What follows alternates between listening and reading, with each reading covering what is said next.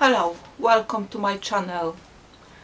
The main rule for the quilting is that there are no rules. You will learn, you will watch others, and you will find the methods and ways of quilting that works for you. And that's the most important thing, because you need to find what works for you to be able to enjoy the process. What you will see is my process of working with different materials and different designs, and I hope some of those tips and tricks will help you in your own journey. Hi everyone, it's Paula from Paula Quilting. Welcome back, or welcome if you're first time. So a few weeks back I did a quilt where I had all of those trimmings from the black fabric, and it's quite a lot of fabric, as you can see. Would have been kind of waste to waste. So I had a little bit of thinking, and I think I know how I can use those in my next project. For that project I will also need my string bucket, which is also full, so that gives us a lot of opportunity to play with. I've got here some offcuts from my crayon blocks as well, so I might be able to use some of those as well.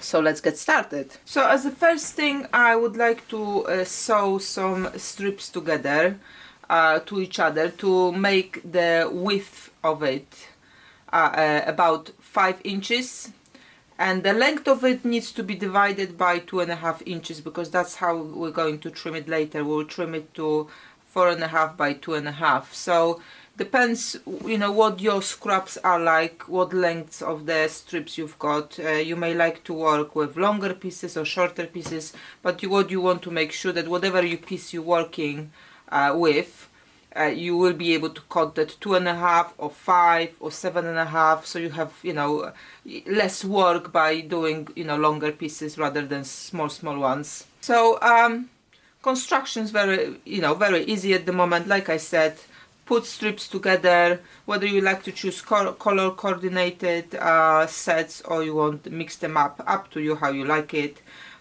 You just need to make sure that the width of it will be 4.5 minimum, because we will be trimming it to 4.5. Now when you want to use those more skinnier ones, strips, I would recommend you narrow down the stitch length, because that will keep those strips better together.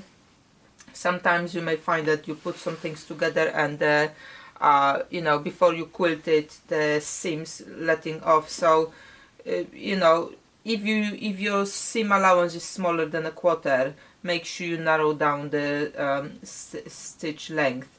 Recently, as a rule, I started narrow down the stitch length to 2 at the as a maximum. I know that if something goes wrong, you know, I might need to spend more time ripping it, but actually if something goes wrong and I'm just using scraps most of the time, I would just use that scrap differently, and I would just cut it off and, you know, do something else with it, so I'm not so bothered with it. So that works better for all the blocks I'm doing, especially that all of those blocks will be cut down to something again, so you don't want those edge seams to come off again.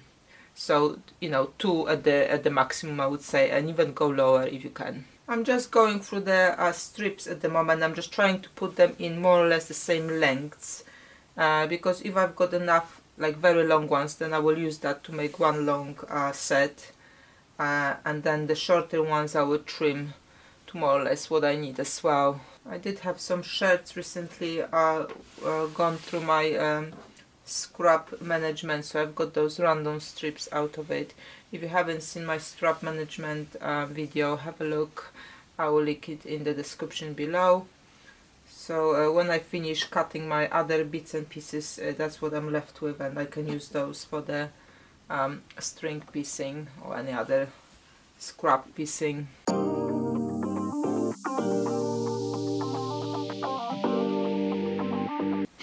Okay, I think I've got enough now to start making my sets, at least few, and then I will be working through those black scraps as well.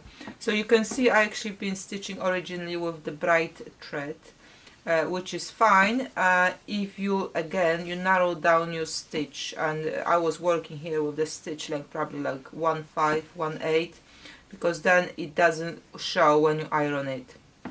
So with those ones I will be piecing them together.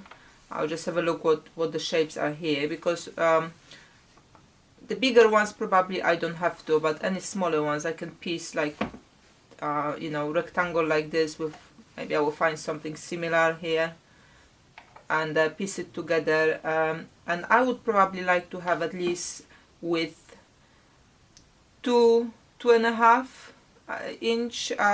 Can be a little bit smaller on occasion, like this one. I might be able to use this triangle as is, but as a rule I would like to have them you know, in the strips, which will be at least 2.5 inch wide. Let me start piecing it in, and I will be using a starch as usual in my last ironing, when you know I'm not going to iron anything in between. So I will be adding the strips until I've got that width 4.5 over. Then I will take it to the ironing board. I will iron it with the starch. I'm not worried about any waving on it. It's adding to the project. There is really stress-free scrap work.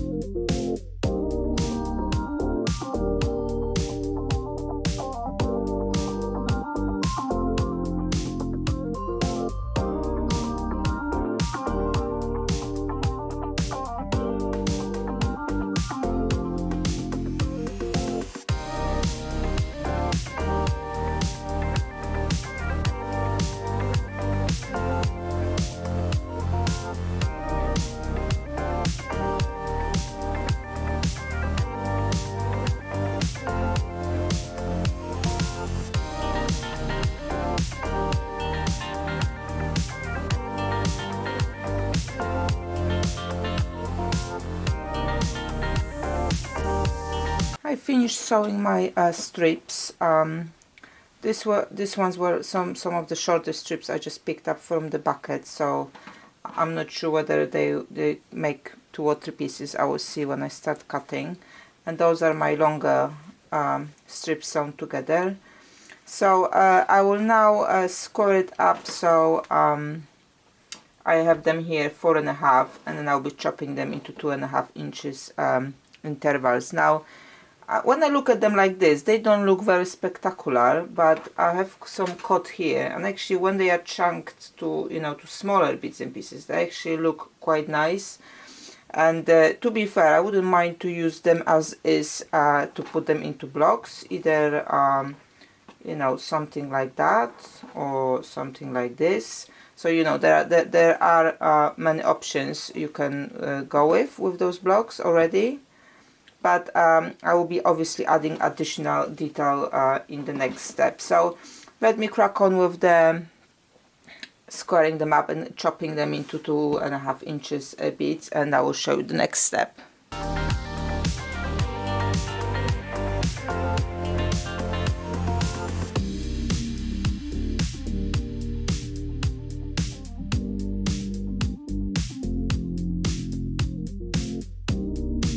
Okay, so I finished my pile of the strings, and I have to say that my fabrics are not, you know, the most beautiful ones. I only work like mainly with used clothes stuff and things like that. So when I was putting the strips together, they were not looking so great in the big like surface, but once you cut it up, it actually looks quite nice. So I do have high hopes for that quilt to come out nicely. So now to the second step. So I did say at the beginning that I will be using those black scraps, and I will put them together enough to be able to add it to those blocks. However, I did have a think about it whilst I was sewing the strips, that actually, unless you're planning to do hand quilting, machine can go through anything, so there's no point of stitching those 2 bits together, put them here to snowball the corner, then cut the corner away. What I will do, I will just add them in, and if they're going to be enough to cover that edge I want, that's fine. If not, I will just add another piece. So it's more or less like quilt as you go type of the process, but on the block itself. Machine will go through anything, so I'm not worried. And with the amount of seams on those blocks already, again, I don't have any issues at all to do it that way. But if you may be using the bigger pieces of the fabric, or you know, maybe you have a jelly roll, black jelly roll you will be using for that, by all means just do normal process, stitch it on and cut the back. So let me see how it will work. So basically what we want to do is add a spike to the block. This is what we want the block to look like when it's finished. So once it's squared up, it will be kind of black spike on it. And when we put more of those blocks together, I hope you will see what I meant by that. So let's get started. And definitely here the chain piecing is the way forward. And I'm not trying to match the angles or where I start when I finish. That's again very scrappy project, you can go all over the place. The only thing I would say, because you want to have that spike at the top, don't go further than a 1/4 inch from the top. I would probably say a little bit more, so you can see that spike when you stitch those blocks together. At the bottom not so much important. Though I would probably say again, try not to go over the 1/4 inch from here, so you can see the spike, but it will come up a little bit different at the bottom than top. So let's have a look.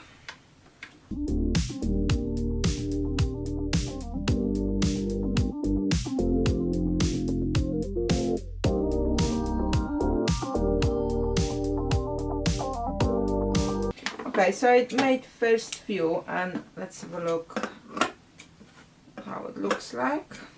Okay, so I just need to make sure that it will cover that 4.5 inch I've got here. So this one looks like is fine, so that can go away, it'll be squared up. This one is missing a corner, so I will just now take a smaller piece of black scrap somewhere. Here we go. I had some, when I was pulling them out of the box, I was putting aside some smaller pieces, so that's exactly for that reason.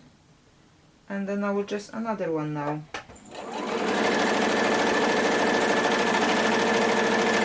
I'm using very narrow stitch, so I went down to 1.5. When you're working with lots of scraps and lots of seams, it's good to go lower down.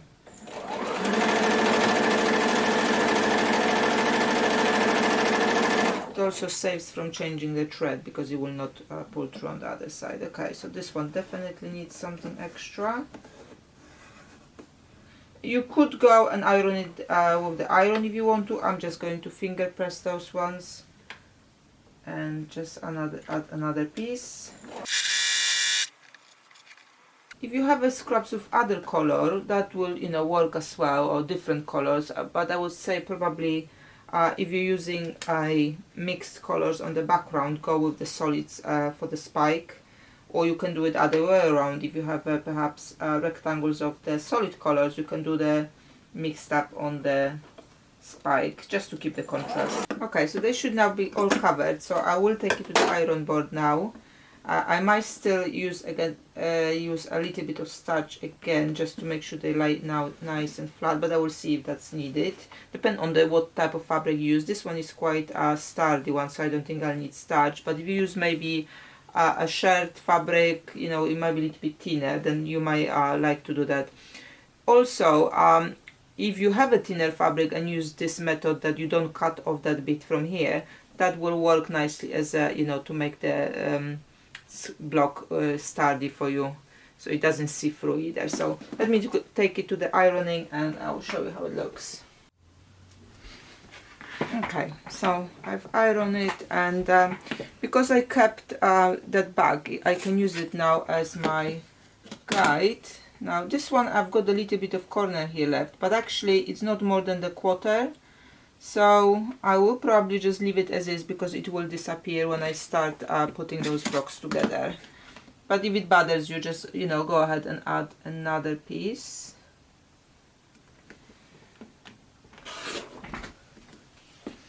Okay, so let's just put them together. It does come up with nice design already.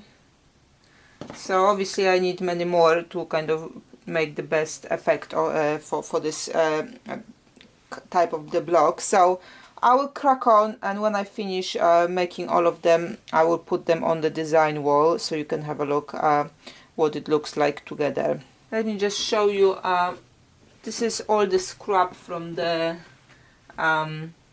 squaring them up, and some are bigger, some are smaller, and that is basically beginning of the new blog. So please keep them, if you have those, please keep them, because we'll be making out of it something new.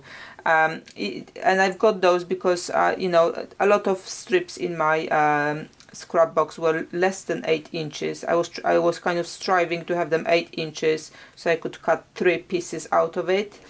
But some of them were shorter, so I paired them up together as well to make those blocks, and those are those remaining bits from it. So don't throw it away, don't put it in the crumb blocks if you have a bucket for those. Keep watching and we will make something else of those as well. Okay, so I finished my blocks. I've managed to use up all of my black scraps, which is great because that's what you know, the goal for this block was initially, but it came out with very versatile block again. So let's have a look what options we can make out of those blocks. So I still got some empty ones because I've run out of the black scraps, but I still, you know, I've had lots of those strips to use, so that's what I'm doing at the moment. So we can make some wonky stars, which is a great block on its own.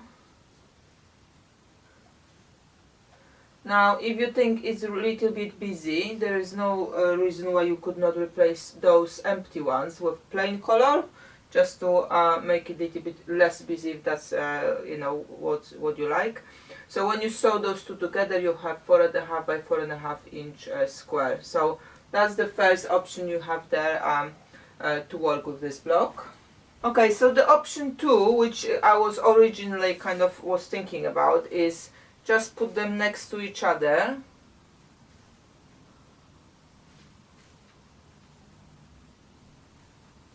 And then the next row will be other way around, but I will just move them a little bit.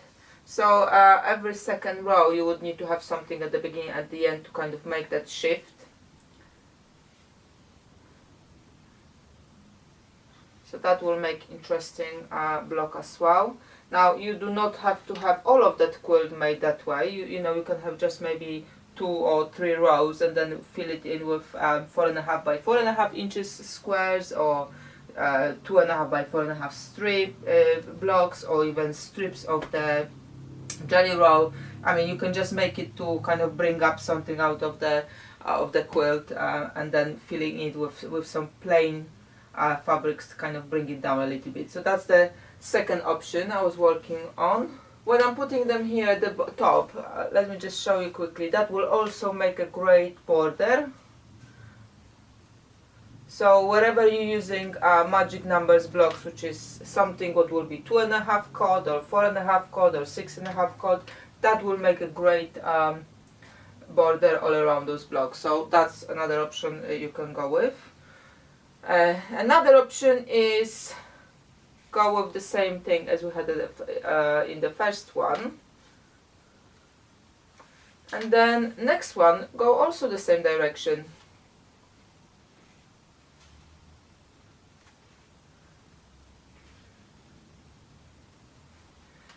Or you can have that block and you can fill in that gap here with the blocks without spike, or just normal fabric. That will also work. That's another option. So the next option will be put them other way around every second. So this way, this way. So that way we're creating a like a strip of black which will go this way. So with the next one I want to finish off that and start new one. There you go. So if you do that on all of the quilt, you will have that black or any other color you'll be using for the stripe going that direction. And you don't have to have it all over the quilt either. You can have you know, square blocks with that design and just put them around as well. So there's plenty options with this block, and I do not know yet what I will do with it, or how I will kind of form the quilt out of it. I only managed to do about 220 of those blocks, so obviously it's not enough to make a quilt. Or, you know, I normally just go for like a lap quilt size for the charities, so it's not enough of those. But because they are based on the magic numbers, which is, like I said, you're cutting either 2.5, 4.5, 6.5, 8.5, somewhere within the block, either it's square or rectangle with those numbers in it, then you can fill in the gaps or make this part of a larger quilt where you're using those size of the block. So very versatile, and I quite look forward to figure out what I want to do with it. If you're interested what will come up with those blocks, you can follow up on the Instagram, you can follow up on my Facebook page or my Facebook group. I do recommend to pop in those groups. And please subscribe if you haven't done so. Please give your thumbs up. See you next time. Thanks for watching this video. If you liked what you saw, please subscribe to my channel to support my work. For further inspiration and examples of my work, you can check my Instagram or Facebook page. Happy creating!